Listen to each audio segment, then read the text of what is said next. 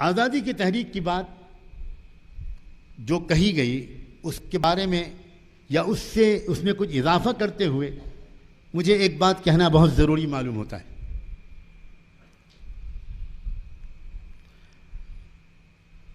اس ملک میں کچھ لوگ تھے جو بھارت کے برہمن واد سے لڑ رہے تھے، جن کا تذکرہ آپ نے صبح سنا. وہ چاہے سوامی نائکر ہوں جنہوں نے استعفیٰ دیا تھا، ریزائن کیا تھا،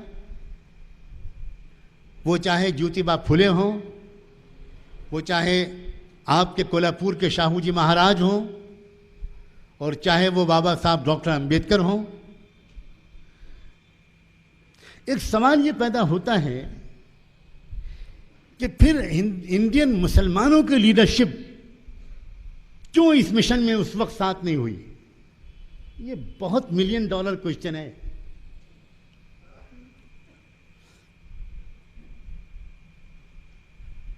اس کا جواب دینا ہماری ذمہ داری ہے. اس کا جواب دینا وامن میشرام کی ذمہ داری نہیں ہے. اس کا جواب دینا ہماری ذمہ داری ہے. اور میں نے اس سے پہلے ایک بہت بڑے اجلاس میں یہ جواب دیا تھا کہ بھارت کے مسلمان انٹرنیشنل برہمن واد سے لڑنے میں مصروف تھے. آپ لڑ رہے تھے ایک دیش کے برہمن واد سے، اس لیے کہ آپ پیڑت تھے اس دیش کے برہمن واد سے، اور مسلمان لڑ رہے تھے زیونزم سے، مسلمان لڑ رہے تھے انگریزوں سے، مسلمان لڑ رہے تھے برٹش گورنمنٹ سے، مسلمان قائم کر رہے تھے تحریک خلافت. اور یہ وہی لوگ تھے جو پوری دنیا میں برہمن واد پھیلائے ہوئے تھے. تو بہت بڑے انٹرنیشنل اسٹیج پر پوری دنیا کے مسلمان اور بھارت کے مسلمان ان کی قیادت کر رہے تھے. تحریک خلافت عالمی برہمن واد کے خلاف چلنے والی سب سے طاقتور تحریک کا نام تھا، اور یہ تحریک خلافت بھارت میں چلی، بھارت میں قائم ہوئی تھی. اور اب تو آپ ہی بتا رہے ہیں پورے دیش کو کہ ڈی این اے کے ذریعے سائنٹیفک ریسرچ سے یہ بات ثابت ہو چکی ہے کہ یہودیوں کا برہمنوں کا ڈی این اے ایک ہے. تو اس کا کیا مطلب ہوا؟ یہ بات جو ڈی این اے والے ریسرچ کے علم میں آنے سے پہلے میں 15-20 سال پہلے یہ بات لکھ چکا ہوں، 15-20 سال پہلے سے یہ بات کہتا رہا ہوں کہ مسلمانوں کو کسی کمپلیکس میں مبتلا ہونے کی ضرورت نہیں ہے. یہ دراصل ایک ڈسٹریبیوشن آف ورک تھا. آپ یہاں پر اس دیش کے برہمن واد سے مقابلہ کر رہے تھے، اور بھارت کے عظیم مسلمان رہنما وہ پورے عالم اسلام نہیں، عالم انسانیت کے برہمن واد کا مقابلہ کر رہے تھے. کالا پانی کی جیل کن لوگوں سے بھری ہوئی تھی؟ بالا کوٹ کے میدان سے لے کر شاملی کے میدان تک 100 سال کی جو تحریک علماء نے اپنے خون سے لکھی ہے وہ کیا تھی؟ وہ عالمی برہمن واد کے خلاف ان کی زبردست جدوجہد کا نتیجہ تھی. ہمیں سمجھنا چاہیے. جہاں بھی ایک زبردست چال چلی گئی، اور ہمیں ماننا چاہیے کہ ہم مسلمان اس چال کو سمجھ نہ سکے. تحریک خلافت شروع کی علماء نے، تحریک خلافت شروع کی مولانا عبدالباری فرنگی محلی نے، تحریک خلافت شروع کی شیخ الہند حضرت مولانا محمود حسن دیوبندی نے، تحریک خلافت شروع کی مولانا محمد علی اور شوکت علی نے، محمد علی جوہر نے. اور اس ملک میں تحریک خلافت نے ایک عجیب آگ لگا دی تھی. افسوس کیا ہے، ہم ڈاکٹر امبیڈکر اور جیوتیبا پھلے اور سوامی نائکر کی تحریکوں اور عظیم خدمتوں سے ہم مسلمان واقف نہیں ہیں، اور تحریک خلافت کے عظیم قائدین کی قربانیوں سے یہ لوگ واقف نہیں ہیں. اس کی وجہ یہ ہے کہ تحریک خلافت کے بارے میں جو کچھ بھی لکھا گیا وہ صرف اردو میں لکھا گیا، وہ لکھا ہی نہیں گیا انگلش میں اور ہندی میں تاکہ یہ لوگ پڑھ سکیں. اور آج کے اس اجلاس میں خدا کرے میں یہ تجویز پیش کرتا ہوں، یہ جو آج ہسٹری کا ایک back ground, historical back ground آپ کو سننے کو ملا، 1848 سے شروع ہو کر، اور پھر 1885، پھر 1914 میں کسی کا آنا اور مسٹر سے مہاتما بن جانا. چمتکار ہوتے ہیں نا بھارت میں کہ رات میں کچھ اور صبح کچھ. تو رات میں تو سوٹ اور ٹائی، اور صبح کو 2-2.5 فٹ کی ایک دھوتی. تو یہ بھی ایک عجیب و غریب ناٹک ہے, عجیب و غریب تماشا ہوا ہے ہمارے ملک میں. تو یہ جو ہسٹوریکل بیک گراؤنڈ ہے, جس طرح ہم اس سے واقف نہیں ہیں, اسی طرح تحریک خلافت کے سلسلے میں جو تماشا ہوا اس سے ہم بھی واقف نہیں ہیں اور ہمارے یہ دوست بھی واقف نہیں ہیں. خدا کرے کہ کچھ ایسی ہماری اور ان کی مشترکہ کوشش ہو کہ بھارت کی صحیح تاریخ لکھی جائے. میں یہ پروجیکٹ اٹھانے کو کہتا ہوں کہ بھارت کی ایک صحیح ہسٹری لکھنا ہماری اور ان کی کامن ذمہ داری ہے. اور میں امید کرتا ہوں کہ سب سے پہلے ہمارے دینی مدرسے اس صحیح ہسٹری کو پڑھانے کے لیے اپنے کورس میں اس کو شامل کریں گے. ہم کیوں نہیں پڑھا رہے ہیں اس ہسٹری کو؟ اس لیے کہ یہ ہسٹری جھوٹی ہے اور ہم جھوٹ کو نہیں پڑھانا چاہتے اپنے بچوں کو. ہم اس لیے ہسٹری کو اپنے کورس سے خارج نہیں کیے ہوئے ہیں کہ ہم ہسٹری کی اہمیت سے واقف نہیں ہیں. ہم جانتے ہیں کہ ہسٹری بہت اہم سبجیکٹ ہے. قرآن کے بہت اہم ٹاپکس اور سبجیکٹس میں ایک اہم سبجیکٹ انسانی تاریخ کی ہسٹری کا خلاصہ ہے. ہسٹری بہت اہم چیز ہے, لیکن ہم اپنے مدرسوں میں یہ ہسٹری اس لیے نہیں پڑھاتے کہ اتنا ہم جانتے ہیں کہ یہ ہسٹری جھوٹی ہے.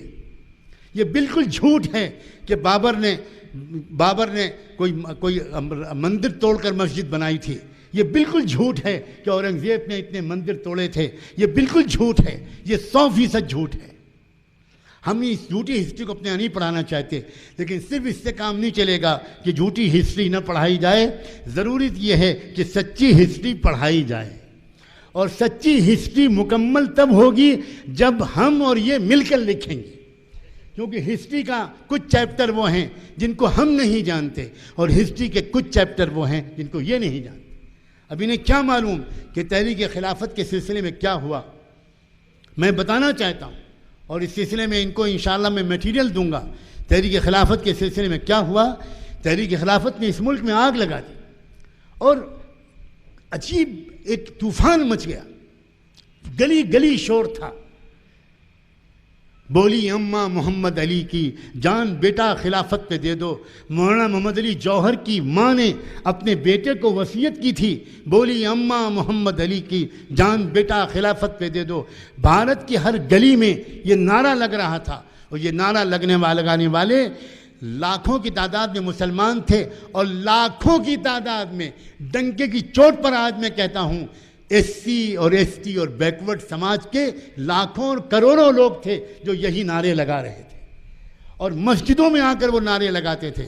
میں آپ کو اس کا پروف دوں گا. مولانا آزاد کے مضمونوں میں اس کی تصویریں موجود ہیں. جامع مسجد میں نہ جانے کتنے ہزاروں ایس سی ایس ٹی کے لوگوں نے کھڑے ہو کر دلی کی جامع مسجد میں یہ نعرہ لگایا تھا کہ بولی اماں محمد علی کی جان بیٹا خلافت پہ دے دو. جب یہ منظر سامنے آیا, اس شوشت سماج کا آپس کے یہ اتحاد سامنے آیا, تو چونک گیا وہ چونکنے والا. اس نے کہا کہ اگر یہ لوگ آپس میں اس طرح شیر و شکر ہو گئے تو ہمارا ہزاروں سال کا جو ویستہ ہے وہ ٹوٹ جائے گا. اور پھر اس کے بعد پھر کیا ہوگا؟ یہ چمن معمور ہوگا نغمے توحید سے. ان کو لگ گیا کہ آئندہ ہونے کیا والا ہے. چنانچہ آپ عجیب و غریب ذہانت کی داد دیجئے, گاندھی جی کی ذہانت کی داد دیجئے. خدا اس عقل کا کوئی حصہ تقسیم کر دے. بڑی خطرناک دماغ تھا, بہت خطرناک دماغ تھا. اللہ جانے ابلیس کی ضرورت بھی رہ گئی تھی کہ نہیں رہ گئی تھی.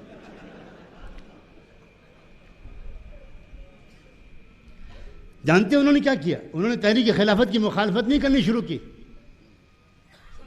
انہوں نے تحریک خلافت کا سمرتھن کیا, سپورٹ کیا.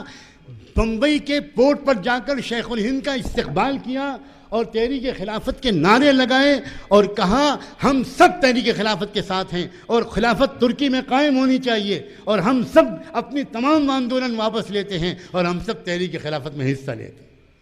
مسلمان محبت کے مارے رونے لگا, باپو کی جے ہو, مہاتما گاندھی زندہ باد, اوہو یہ تو بہت پیارا آدمی ہے, یہ تو بہت مخلص ہے. گاندھی اور خلافت, لوگ حیران رہ گئے. اور آپ کو حیرت ہوگی, قرآن کی آیتیں پڑھتے تھے گاندھی جی, سوامی شدانند نے جامع مسجد کے ممبر پر کھڑے ہو کر خلافت کی تقریریں کی، سورہ نور کی آیتیں پڑھتے تھے وہ لوگ، وعد اللہ الذین آمنوا منکم وعملوا الصالحات لیستخلفنہم فی الارض۔ مسلمان کو قرآن کی آیتیں یاد نہیں تھیں، اور گاندھی اور ان کے چیلوں کو پورا قرآن بھی اگر یاد کرنا پڑتا تو اس کے لیے وہ تیار تھے۔ اب مسلمان بیچارہ بھولا بھالا، مسلمان، یہ بتا دوں کہ مسلمان پتہ نہیں کیوں اس کے دل میں اتنے بھولاپن کیوں ہے۔ آپس میں یہ بھولے نہیں ہیں، آپس میں تو ہر ایک دوسرے سے بہت چوکنا رہتا ہے۔ ہر مدرسے کا استاد محتمم سے چوکنا رہتا ہے، اور محتمم صدر سے چوکنا رہتا ہے، اور امام متولی سے چوکنا رہتا ہے، اور یہاں تک کہ ساس اپنی بہو سے چوکنا رہتی۔ آپس میں سب بہت چالاک ہیں، لیکن خدا جانے یہ کیا پھٹکار ہے، یہ ہنسنے کی بات نہیں، یہ رونے کی بات ہے۔ جب ہماری اجتماعی تحریک کا مسئلہ آتا ہے، جب ہماری امت کے اجتماعی مشن کا مسئلہ آتا ہے، تو ہم انتہائی بھولے اور بیوقوف بن جاتے ہیں۔ صاف لفظوں میں آپ سے کہہ رہا ہوں، ہم بار بار دھوکے میں آتے ہیں۔ کوئی لیڈر، آج کل کی سیاسی پارٹیوں کا کوئی لیڈر آ کر تقریر کرتا ہے الیکشن میں، مسلمانوں چنتا مت کرو، ہم تمہاری سرکشا کے لیے کافی ہیں، اور فوراً نعرہ لگانا شروع ہوتا ہے، اور فلاں یادو زندہ باد، اور فلاں زندہ باد، اور فلاں زندہ باد۔ حالانکہ وہ جب یہ کہہ رہا ہوتا ہے کہ چنتا مت کرو، ہم تمہاری سرکشا کے لیے موجود ہیں، وہ کہہ یہ رہا ہوتا ہے تم چوڑیاں پہن لو، کچھ مت کرنا، ہمیں کرنے دو جو کرنا ہے، وہ یہ کہہ رہا ہوتا ہے۔ لیکن آپ اس کی بات کا ترجمہ نہیں سمجھتے، آپ سیاسی لیڈروں کی بات کو سمجھنے کی صلاحیت کھو بیٹھے ہیں آپ۔ چنانچہ خلافت تحریک کے جب قیادت شروع ہوئی تو مسلمانوں نے کیا کیا؟ مسلمانوں نے سوچا کہ بھئی اب تو سچی بات، یہ مہاتما، یہ آندولن، خلافت آندولن جو ہے، اس کی لیڈرشپ آپ ہی سنبھالیے، آپ آگے آئیں گے تو بھارت پورا ساتھ میں آ جائے گا، ہم لوگ پیچھے پیچھے آپ کے چلیں گے، آپ آگے آ جائیے۔ گاندھی جی کی چال کامیاب ہو گئی، تحریک کی قیادت ان کے ہاتھ میں دے دی۔ اور پھر کیا ہوا؟ بڑی المناک داستان ہے۔ تحریک اہنسا کی بنیاد پر چلائی جا رہی تھی، عدم تشدد اور نان وائلنس کی بنیاد پر چلائی جا رہی تھی، اور یہ کہا جا رہا تھا کہ کہیں پر بھی تحریک خلافت کے رضاکار، والنٹیئرز، کارکن توڑ پھوڑ نہیں کریں گے، کوئی کارروائی نہیں کریں گے، کوئی پتھراؤ نہیں کریں گے، نہایت امن و شانتی کے ساتھ اپنے ستیہ گرہ کریں گے، جلوس نکالیں گے، لیکن کوئی توڑ پھوڑ نہیں کریں گے۔ لیکن کلکتے کے ایک پولیس اسٹیشن پر ایک حملہ بول دیا گیا اور پولیس اسٹیشن کو جلا دیا گیا۔ اب کون جانے کہ وہ خلافت کے والنٹیئرز تھے یا کسی کے بھیجے ہوئے اس طرح کے لوگ تھے جن کی نقلی داڑھی کا آج ہم نے صبح بیان سنا۔ بہت ہوتا ہے یہ، کالی بھیڑیں چھوڑی جاتی ہیں، ہاں بیچ میں کالی بھیڑیں چھوڑی جاتی ہیں۔ چنانچہ پولیس اسٹیشن کو آگ لگائی گئی، اور آگ لگاتے کی خبر سنتے ہی مہاتما گاندھی نے، مجھے ان کو مہاتما کہنے پر اللہ سے معافی مانگنا پڑے، مہاتما گاندھی نے اچانک ایبرپٹلی خلافت کمیٹی کی میٹنگ بلائے بغیر، خلافت ہاؤس کا سینٹر مرکز میں تھا، بامبے میں تھا، نہ انہوں نے مولانا شوکت علی کو بلایا، محمد علی جوہر کو بھی نہیں بلایا، حکیم اجمل خان کو بھی نہیں بلایا، مولانا آزاد کو بھی نہیں بلایا، کسی کو نہیں بلایا۔ اچانک گاندھی جی نے اعلان کر دیا تحریک خلافت میں واپس لیتا ہوں، آج سے تحریک خلافت بند۔ یہ ہے طریقہ، اندر گھس کر پوری تحریک کو سبوتاژ کر دیا۔ علماء، اے علماء، میں آپ سے درخواست کرتا ہوں، آپ ہندی اور انگریزی نہیں پڑھے ہوئے ہیں کوئی بات نہیں، لیکن کیا آپ جمعیت علماء ہند کے اجلاسوں کی روداد نہیں پڑھ سکتے؟ کیا آپ مولانا ابوالمحاسن محمد سجاد صاحب بانی امارت شریعہ کے خطبہ صدارت نہیں پڑھ سکتے؟ کیا آپ رئیس المحدثین امیر المومنین فی الحدیث علامہ انور شاہ کشمیری کے خطبہ صدارت نہیں پڑھ سکتے؟ کیا آپ حضرت مولانا شیخ الاسلام حضرت مولانا حسین احمد مدنی کے خطبہ صدارت نہیں پڑھ سکتے؟ کیا آپ شیخ الہند مولانا محمود حسن دیوبندی کے خطبہ صدارت نہیں پڑھ سکتے؟ کیا آپ اس زمانے کے اخبار ہمدرد، زمزم، خلافت اور زمیندار ان کی فائلوں کو نہیں پڑھ سکتے؟ اس میں یہ سارا ریکارڈ موجود ہے۔ انہوں نے ایبرپٹلی ایک دم سے تحریک خلافت کو ختم کر دیا، سناٹا چھا گیا ملک میں۔ اور جب مسلمان لیڈروں نے گاندھی جی سے بات کرنی چاہی تو گاندھی جی کی ایک ترکیب اور تھی، وہ کرتے یہ تھے کہ جب کوئی مسلم لیڈر یا کوئی بات کرنے آتا تھا اور وہ چاہتے تھے کہ بات نہ کروں تو گاندھی جی مون برت رکھ لیتے تھے، اور ان کے سیکریٹری، چاہے وہ ونوبا بھاوے ہوں چاہے اور کوئی صاحب ہوں، ان کے سیکریٹری آنے والے مہمانوں سے کہتے تھے کہ مہاتما جی کا مون برت ہے، آپ کی بات سن تو لیں گے مگر وہ بول نہیں سکتے۔ اللہ جانے اسپیشل جہنم تیار کرنی پڑے گی اللہ میاں، عام جہنم سے کام نہیں چلے گا۔ مون برت ہمیشہ ایسے موقع پر رکھا ہے، اور یہ میرے بچپن کا واقعہ ہے، میرے بچپن کا ایک واقعہ ہے، یہ نہیں کہ میرے پیدائش سے پہلے کا واقعہ ہو۔ جب جمشید پور راول کیلا کے فسادات ہوئے آزادی کے بعد پہلی مرتبہ بہت بڑے پیمانے پر 1960s میں، پہلے 56 میں ایک دور چلا اور اس کے بعد 60s میں ایک دور چلا، اور اس وقت بے چین ہو گئے میرے والد ماجد اور حضرت مولانا سید ابوالحسن علی ندوی، اور یہ دو لوگ بے چین ہو کر اور یہ نکلے کہ بھئی کیا کریں، یہ کیا ہو رہا ہے، مسلمانوں کو گاجر مولی کی طرح کاٹا جا رہا ہے اور کانگریس کی حکومت میں کاٹا جا رہا ہے، اور کانگریس کے تمام لیڈر بڑے بڑے مہاتما اور گرو سب چپ سادے بیٹھے ہیں، ہمیں جانا چاہیے، ان سے بات کرنی چاہیے۔ تو یہ لوگ سب سے پہلے جے پرکاش نارائن جی کے پاس گئے، یہ پورا واقعہ والد صاحب نے لکھا ہے، چھپا ہوا موجود ہے۔ جے پرکاش نارائن کے پاس گئے اور جے پرکاش نارائن سے ان دونوں بزرگوں نے کہا کہ آپ تو گاندھی جی کے قریبی ساتھیوں میں ہیں اور یہ کیا ہو رہا ہے ہمارے ملک میں، آپ لوگ چپ سادے بیٹھے ہیں۔ تو جے پرکاش نارائن نے یہ کہا کہ میرے سطح کے مسئلہ حل نہیں ہوگا، آپ لوگ گرو جی سے ملیں، یعنی ونوبا بھاوے جی سے ملیں جو سینئر موسٹ گاندھین ہیں، آپ لوگ ان کے پاس جائیں۔ چنانچہ ونوبا بھاوے جی سے ٹائم لیا گیا، وہ ناگپور میں رہتے تھے، ان سے جا کر یہ دونوں حضرات ملے، اپائنٹمنٹ پہلے سے طے تھا، دن تاریخ سمے طے تھا، اور یہ لوگ اسی دن تاریخ اور سمے پر پہنچے، لیکن وہاں پہنچے تو پتہ چلا ونوبا بھاوے جی آپ کی بات سن تو لیں گے مگر بول نہیں سکیں گے، اس لیے کہ مون برت رکھا ہوا ہے۔ یہ تماشے ہوئے ہیں۔ چنانچہ خلافت تحریک ختم ہوئی، اور خلافت تحریک کے ساتھ ساتھ اس ملک کو حقیقی اور مکمل آزادی دلانے کی جو تحریک مسلمانوں کی لیڈرشپ میں چل رہی تھی وہ بھی ختم ہو گئی، اور اگلے کئی سال تک گاندھی جی نے بالکل چپ سادھ لیا۔ کئی سال کے بعد اچانک جب جمعیت علماء ہند نے یہ دیکھ کر کہ سناٹا ہو گیا اور انہوں نے پہل کی اور کوئٹ انڈیا موومنٹ چلانے کا فیصلہ کیا، ترک موالات کا فتویٰ دیا، مسلمان علماء نے انگریزوں کے ساتھ عدم تعاون کا فتویٰ دیا، اور اس تحریک میں انہی ایس سی ایس ٹی اور عام لوگوں کو ساتھ لے کر چلنے کا جب انہوں نے آگے قدم بڑھانے کا اعلان کیا، تو اس وقت اچانک اب گاندھی جی نے کانگریس میں پرستاو رکھ کر آزادی کا آندولن شروع کروایا۔ اب آزادی کی آندولن جو چل رہا تھا، تحریک آزادی، یہ وہ تحریک آزادی تھی جس کا آپ نے صبح تعارف سنا۔ یہ دراصل ملک کی آزادی کی تحریک نہیں تھی، یہ ایک مخصوص طبقے کی آزادی کی تحریک تھی۔ ملک کی آزادی کی تحریک جو پہلے چل رہی تھی اس کو سبوتاژ کیا گیا، اور ایک مخصوص طبقے کی آزادی کی تحریک کو ایک خاص انداز سے آگے لے کر چلا گیا، اور اس میں بہت سے لوگ دھوکے میں آئے، اور کیا کیا اس کا نتیجہ ہوا۔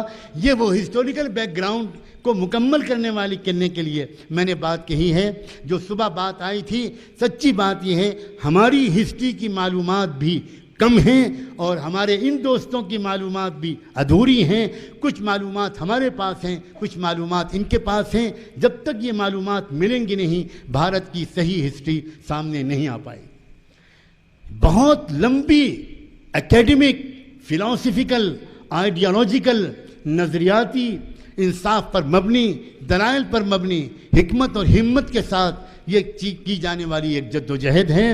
جو سچی بات یہ ہے، کسی سے نفرت، کسی سے بدلے کی بھاونا، کسی سے انتقام کے جذبے سے ہرگز نہیں چلائی جانی چاہیے۔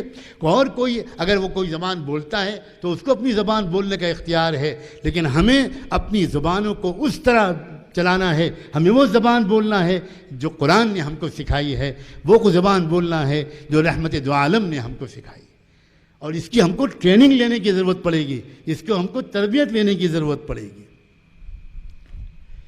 آخری بات، ہماری اندر کی جو خرابیاں ہیں ان خرابیوں سے ہم کو سب سے زیادہ نقصان پہنچتا ہے۔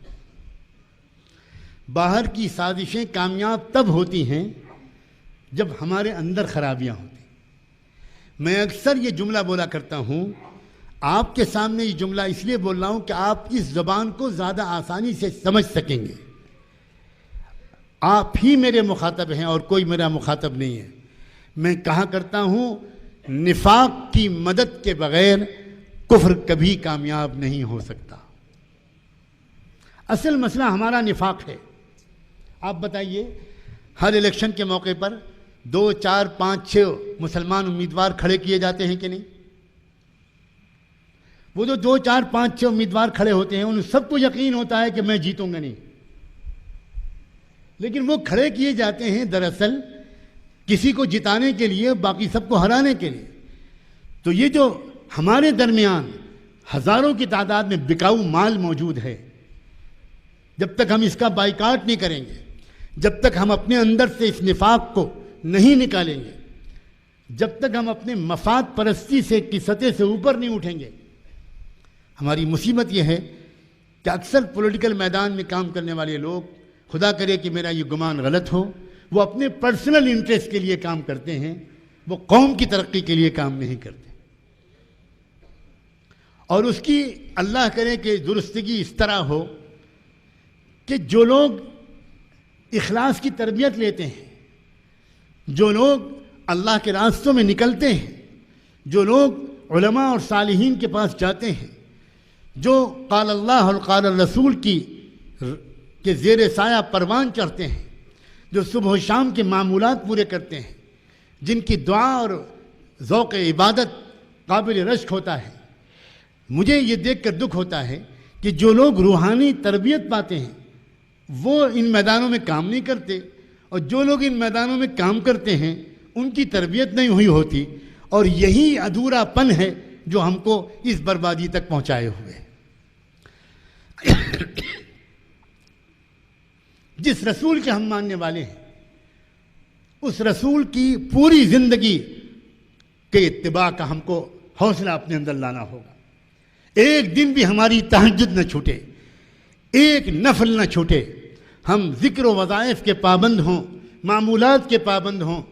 ہمیں جب کوئی انفرادی معمولات کرتا ہوا دیکھے، ہمیں جب کوئی ذوق عبادت میں دیکھے تو یہ سمجھے کہ یہ تو کامل درجے کے صوفی بزرگ ہیں، ان کا کیا تعلق دنیا کے تمام ان جھگڑوں سے، یہ تو اللہ بس خالی ذکر و دعا میں لگے رہتے ہیں۔ ہمیں ایسا بننا پڑے گا کہ جب وہی شخص جب میدان سیاست میں آئے، میدان صحافت میں آئے، میدان خدمت خلق میں آئے، سوشل ورک کی فیلڈ میں آئے، سماجی انصاف قائم کرنے کی فیلڈ میں آئے، تو لوگ اس کو دیکھ کر کہیں کہ شاید اس کو تو فرض نماز پڑھنے کا بھی موقع نہیں ملتا۔ یہ جامعیت ہمارے اندر ہونی چاہیے، اور جب تک یہ جامعیت ہمارے اندر نہیں ہوگی، اور کوئی کامیاب ہو سکتا ہے، امت رسول کامیاب نہیں ہوگی، امت رسول کامیاب نہیں ہوگی۔ خاص ہے ترکیب میں قوم رسول ہاشمی، اس کی جمعیت کو نہ کر اقوام مغرب پر قیاس، اس کی جمعیت کو نہ کر اقوام مغرب پر قیاس۔ خاص ہے ترکیب میں قوم رسول ہاشمی، ہماری ترقی کے ضابطے الگ ہیں۔ ہمیں درکف جامع شریعت اور درکف سندان عشق، ہمیں دونوں کام سنبھالنا ہوگا۔ خاک کی آغوش میں تسبیح و مناجات بھی کرنی ہوگی، اور وسعت افلاک میں تکبیر مسلسل کو بھی ہم کو اختیار کرنا ہوگا۔ ہمیں ہمارے اکابر اسی طرح کی جامعیت والے لوگ تھے۔ کیا آپ نے کیوں نہیں غور کیا؟ حاجی امداد اللہ مہاجر مکی رحمۃ اللہ علیہ، حکیم الامت حضرت اقدس مولانا اشرف علی تھانوی رحمۃ اللہ علیہ، مولانا نور محمد جھنجھانوی رحمۃ اللہ علیہ، مولانا رشید احمد گنگوہی رحمۃ اللہ علیہ، اتنے عظیم مدرسہ و خانقاہ کے عظیم لوگ تھے. کیا یہی لوگ نہیں تھے جنہوں نے شاملی کے میدان میں انگریز فوج کے چھکے چھڑا دیے تھے؟ کیا آج بھی خانقاہ امدادیہ تھانہ بھون کی دیواروں پر انگریزوں کی فوجوں کے توپوں کے گولوں کے نشان آج بھی موجود نہیں ہیں؟ ہم ہیں جن بزرگوں کے نام لیتے ہیں، لیکن ہم صرف نام لیتے ہیں، ہم ان بزرگوں کی بلندی تک سوچنے کی ہمت بھی نہیں کرتے. ہم جانتے ہی نہیں اپنے بزرگوں کو. ہم سمجھتے ہیں کہ یہ بزرگ خالی مدرسہ و خانقاہ کے لوگ تھے. افسوس، اس کی وجہ سے بہت سے لوگ غلط فہمی میں مبتلا ہیں. بہت سے لوگ یہ سمجھتے ہیں کہ یہ اکابر علماء اسلام کو مکمل نظام حیات نہیں سمجھتے تھے، اسلام کو مکمل نظام زندگی نہیں سمجھتے تھے. جن لوگوں نے براہ راست ان بزرگوں کو نہ دیکھا، نہ ان کی لائف ہسٹری پڑھی، نہ ان کے کارناموں کو پڑھا، وہ غلط فہمی میں مبتلا ہیں. لیکن مدارس کے علماء، ان کے لیے کیا جواز ہے کہ وہ غلط فہمی میں مبتلا ہوں؟ کون تھے مجدد الفسانی رحمۃ اللہ علیہ؟ کیا انہوں نے سرہند کی خانقاہ سے بیٹھ کر اس بھارت کو سماجی انصاف کا ایک نیا دور نہیں دکھایا تھا، اور اس بھارت کو اس مشرکانہ جاہلیت کے چنگل میں پھنسنے اور اس برہمنی تسلط کے جنگل میں پھنسنے کی جو کامیاب ترین کوشش کی تھی، کیا وہ سرہند کی خانقاہ سے بیٹھ کر نہیں کی تھی؟ کیا امام الہند امام ولی اللہ ابن عبد الرحیم حضرت شاہ ولی اللہ رحمۃ اللہ علیہ، کیا وہ شخص نہیں تھے جنہوں نے اس ملک میں سماجی انصاف کی تحریک کا پہلے آغاز کیا تھا؟ کیا شاہ عبدالعزیز دہلوی مدرسہ و خانقاہ میں بیٹھ کر سب سے پہلے انہوں نے انگریزوں کے سامنے مقابلہ کرنے کا ایک جد و جہد نہیں کی تھی؟ اور کیا شاہ عبدالعزیز کے شاگرد اور خلیفہ حضرت سید احمد شہید رحمۃ اللہ علیہ نے بھارت کے نان مسلم لیڈروں کو خطوط لکھ کر ان کو ایک کامن منیمم پروگرام کے تحت مشترکہ جد و جہد کی دعوت نہیں دی تھی؟ کیا سید احمد شہید نے مہاراجہ گوالیار کے نام وہ خط نہیں لکھا تھا جو آج بھی چھپا ہوا موجود ہے؟ ہم جانتے ہی نہیں اپنے بزرگوں کی تاریخ کو. ہمیں جن بزرگوں سے تعلق اور عقیدت ہے وہ اندھی عصبیت نہیں ہے. خاص طور پر یہ آج شکر ادا کرتا ہے کہ میں تمام تحریکوں کا قدردان، تمام جماعتوں کا قدردان، پوری دنیا میں جتنے لوگوں نے اپنے اپنے ملکوں میں مفید کام کیے، میں ان کا نام جانتا ہوں یا نہ جانتا ہوں، میں ان سب کا بے حد قدردان ہوں. لیکن اس سب کے احترام کے باوجود میں جب یہ دیکھتا ہوں کہ بھارت کے یہ عظیم علماء، یہ بہت عظیم مجاہد تھے، لیڈر تھے، انٹلیکچوئل تھے، پولیٹیکل ایکٹیوسٹ تھے، ماہرین معاشیات تھے، ماہرین سماجیات تھے، کیوں انہوں نے بھارت کے ان تمام 85% لوگوں کے خلاف جہاد کا فتویٰ نہیں دیا؟ کیوں انہوں نے ان کو اس طرح کا کافر نہیں گردانا؟ کیوں؟ میں سوال اٹھانا چاہتا ہوں، کیوں سید احمد شہید رحمۃ اللہ علیہ نے ان کو ساتھ میں لے کر وہ برہمن واد سے لڑنے کے لیے، انگریزوں سے جہاد کے لیے انہوں نے میدان میں قدم اٹھانے کی ہمت کی؟ ہم اپنے بزرگوں کی تاریخ سے واقف ہوں، اور جب ہم اپنے بزرگوں کی تاریخ سے واقف ہوں گے تو ایک خاص ہم کو فکر ہوگی کہ ہمارے اندر جو کمیاں ہیں ان کو ہم جلد جلد دور کریں. میں بہت محبت کے ساتھ کہتا ہوں، ہماری بدگمانیوں کا جو مزاج ہے یہ ہے ہمارے اختلاف کا سبب. ہمارا غیبت کا جو عادت ہے یہ ہے ہمارے آپس کے اختلاف کا سبب. اتحاد قائم اتحاد پر تقریر سے نہیں ہوگا، اتحاد قائم اتحاد کے نام پر کانفرنس سے نہیں ہوگا. ہم نے تو کتنی اتحاد کانفرنسوں میں دیکھا کہ وہی اتحاد کانفرنسیں نئے اختلاف کا سبب بن گئی. اسی پر جھگڑا ہونے لگتا ہے کہ میرا نام نیچے کیوں آیا، آپ کا نام اوپر کیوں آیا، اور میرا نام ہری روشنائی سے لکھا گیا، نیلی روشنائی سے، اور آپ کا لال روشنائی. آپ صدر اور میں نائب صدر کیوں؟ یہ جب تک چلے گا نا، سوائے پٹائی کے کسی اور چیز کا انتظار مت کیجیے. یہ دیوبندی ہے، یہ بریلوی ہے، یہ سنی ہے، یہ وہابی ہے، یہ فلاں جماعت کا ہے، یہ فلاں مسلک کا ہے، یہ فلاں مکتب کا ہے. کیا بکواس ہے، کیا جہالت ہے. ہمیں اپنے دل کو صاف کرنا ہوگا. مجھے بہت دکھ ہوتا ہے جب لوگ یہ سمجھتے ہیں کہ دل کو صاف کرنا، تزکیہ نفس، اصلاح باطن، تصوف و سلوک، نفلوں کا اہتمام، اللہ کے نیک بندوں کی صحبت، یہ اس کا کوئی دنیا میں اس کا کوئی فائدہ نہیں ہے، یہ صرف آخرت میں اس کا فائدہ ہے۔ عجیب غلط فہمی ہے۔ اگر ہمارے اندر کیریکٹر کی خوبیاں نہ آئیں تو آپ 1000 تحریک چلا لیجئے، کچھ حاصل ہونے والا نہیں۔ ہمیں اخلاص کی ضرورت، ہمیں تقوی کی ضرورت، ہمیں تعلق مع اللہ کی ضرورت، ہمیں توکل کی ضرورت، ہمیں صدق و وفا کی ضرورت، ہمیں جھوٹ سے بچنے کی ضرورت، ہمیں بد نظری کی ضرورت، ہمیں حیا اور پاک دامنی کی ضرورت۔ ہمیں صرف آخرت میں نہیں پڑے گی، ہمیں ان چیزوں کی ضرورت روزمرہ کی زندگی میں ہے، اور خاص طور پر اجتماعی تحریک تو چل ہی نہیں سکتی جب تک ہمارے دل آپس میں محبت سے بھرے ہوئے نہ ہوں۔ اگر کوئی بات کسی کے بارے میں ہمارے کان میں پڑے کہ فلاں نے یہ کہا ہے آپ کے بارے میں، تو فوراً ہم برا مان جاتے ہیں، فوراً ہم یقین مان لیتے ہیں۔ اس دروازے کو بند کرنا پڑے گا، بالکل بند کرنا پڑے گا۔ یہ بہت بڑی بیماری ہے ہماری۔ جو لوگ آج کے اجلاس میں شریک نہیں ہوئے، دور دراز سے کئی خبریں سنیں گے تو پتہ نہیں کیا کیا تفسیریں ہوں گی، عجیب عجیب قسم کی باتیں کی جائیں گی، عجیب عجیب قسم کی باتیں کی جائیں گی۔ کہا جائے گا ایسا لگتا ہے کہ مفتی برہان، کیا نام ان کا، ہارون ندوی صاحب بھی لگتا ہے الیکشن میں کھڑے ہونے والے، اسی کی تیاری ہے یہ جلسہ۔ اور پھر کہا جائے گا کہ لگتا ہے مولانا مزمل صاحب کا بھی اس مرتبہ کچھ ارادہ ہے، اور پھر آخر میں اللہ جانے اور کس کس کے نام آئے۔ اور لوگ ہاں وہ تو ہم پہلے ہی کہتے تھے، ہاں وہ تو ہم پہلے ہی کہتے تھے۔ اور ہر آدمی کہے گا کسی اور سے مت کہنا، تم میرے بہت خاص ہو اس لیے تم سے کہہ رہا ہوں۔ اور وہ بھی دوسرے سے کہے گا کہ اور کسی سے مت کہنا، تم میرے سالے ہو نا، سالہ تو خدا کے برابر ہوتا ہے، اس لیے تم سے کہہ رہا ہوں، کسی اور سے مت کہنا۔ اور وہ کسی اور سے کہے گا۔ اور میڈیا کیا پھیلاتا ہے اس اجلاس کی خبر کو، وہ لوگ پھیلائیں گے جن سے آپ یہ کہہ کر کہیں گے کہ یہ کہنا مت کسی سے۔ کیا کتنی تھرڈ کلاس درجے کی چیزیں ہیں، کتنی گری ہوئی قسم کی ہمارے اندر باتیں ہیں۔ یہ اونچی باتیں جو صبح سے اب تک ہم کرتے چلے آ رہے ہیں، ان کی کوئی حیثیت نہیں ہے زمین پر اور اللہ کے نزدیک جب تک ہمارے اندر اخلاص نہیں ہوگا، جب تک ہمارے اندر ایک دوسرے پر اعتماد نہیں ہوگا، جب تک ہمارے اندر ایک دوسرے سے اچھا گمان کرنے کی عادت نہیں پڑے گی، جب تک ہم کوئی بات کسی کے بارے میں کوئی نگیٹو بات اس وقت تک سننے کو تیار ہی نہیں ہوں گے جب تک کہ ہم یہ کہیں گے نہیں بھائی ان کی ایبسنس میں میں کوئی بات نہیں سنوں گا، بالکل نہیں سنوں گا۔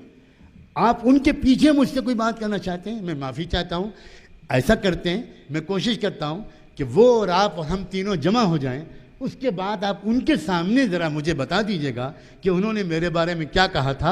امید ہے کہ وہ بلا ٹکٹ پہلی ٹرین سے واپس روانہ ہو جائیں، تتکال کے لینے کا بھی انتظار نہیں کریں گے، وہ اسی وقت تشریف لے جائیں گے۔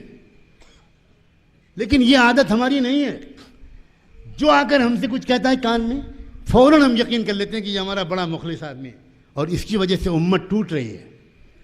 اور امت ٹوٹتی ہے ان چیزوں سے۔ امت کے توڑنے کے لیے کوئی تحریک چلانے کی ضرورت نہیں، امت کی توڑنے کے لیے حسد کا ایک گناہ کافی ہے، تکبر کافی ہے، عجب کافی ہے، غیبت کافی ہے، بدگمانی کافی ہے، ایک دوسرے کی کمزوریوں کو ڈھونڈنا کافی ہے۔ یہ مت سمجھیے گا کہ یہ باتیں آج کے اجلاس کے موضوع سے متعلق نہیں ہیں، مجھے کہنے کی اجازت دیجیے، یہی سب سے اہم باتیں ہیں۔ یا ایھا الذین آمنوا علیکم انفسکم لا یضرکم من ضل اذا اہتدیتم۔ قرآن نے صاف کہا اے ایمان والو اپنی فکر کرو، تم سے کوئی غلطی نہیں ہونی چاہیے۔ اگر تم صحیح بن گئے اور صحیح راستے پر چل گئے تو جو لوگ غلط راستے پر ہیں وہ تم کو نقصان نہیں پہنچا سکتے۔ اس کا مطلب یہ ہوا کہ نقصان جو پہنچ رہا ہے وہ پہنچ رہا ہے ہماری اپنی کمزوریوں کی وجہ سے۔ دعا ہے، کہنے کی تو بہت سی باتیں ہیں، اور وہی مسئلہ ہے جو صبح میں اسلام صاحب کے ساتھ تھا کہ کم وقت کی پابندی، اور یہ کہ کم وقت میں بات کہنی ہے، اور وہی مسئلہ اس وقت بھی ہے۔ لیکن میں آپ کا زیادہ امتحان نہیں لینا چاہتا، میں امید کرتا ہوں کہ کوئی ٹھوس تجویز اس اجلاس سے منظور ہوگی، کوئی ٹھوس قدم اٹھایا جائے گا تاکہ آئندہ ایک سوچے سمجھے بہت اچھے ایک پروگرام اور منصوبے کے مطابق اس کام کا آغاز ہو۔ اور یاد رکھیے آپ اس اجلاس کے بارے میں آپس میں جو تذکرے کیجیے وہ تذکرے اس اجلاس کی اصل روح کے مطابق کیجیے۔ یہ اجلاس پورے ملک اور پوری ملت کی حفاظت کے لیے کچھ کرنے کے لیے منعقد کیا گیا ہے۔ یہ اجلاس کسی کے خلاف کچھ کرنے کے لیے قطعاً منعقد نہیں کیا گیا۔ یہ 100% ایک مثبت پروگرام لے کر پورے ملک کے لیے، ملک میں سب آ گئے بلا کسی بھید بھاؤ، بلا کسی تفریق کے، سب کی ہر پہلو سے ترقی کے لیے ایک سوچے سمجھے پروگرام کے مطابق آگے بڑھنے کا، اور جو اپنی ہم خیال تنظیمیں ہیں ان کا اشتراک و تعاون لیتے ہوئے آگے بڑھنے کا ایک منصوبہ شاید اس اجلاس کے منعقد کرنے والوں کے ذہن میں رہا۔ میں بہت مبارکباد دیتا ہوں ان تمام لوگوں کو جنہوں نے اتنے کم مدت میں ایسا پرسکون، ڈسپلن، باوقار اور بامقصد اجلاس منعقد کیا، اور صبح سے لے کر شام تک انتہائی بامقصد انداز سے یہاں باتیں اور کہی گئیں اور سنی گئیں۔ اب وقت آیا ہے عمل کا۔ دعا ہے کہ ہم اس کسوٹی پر بھی کھڑے اتریں اور ہم کچھ ایسا ایک مسلسل کچھ عملی کارروائی کر سکیں جس کی ہم کو اور اس ملک کے ایک ایک فرد کو، ملت کے ایک ایک فرد کو ضرورت ہے۔ امید ہے کہ یہ قافلہ آگے بڑھے گا۔ وآخر دعوانا ان الحمد للہ رب العالمین۔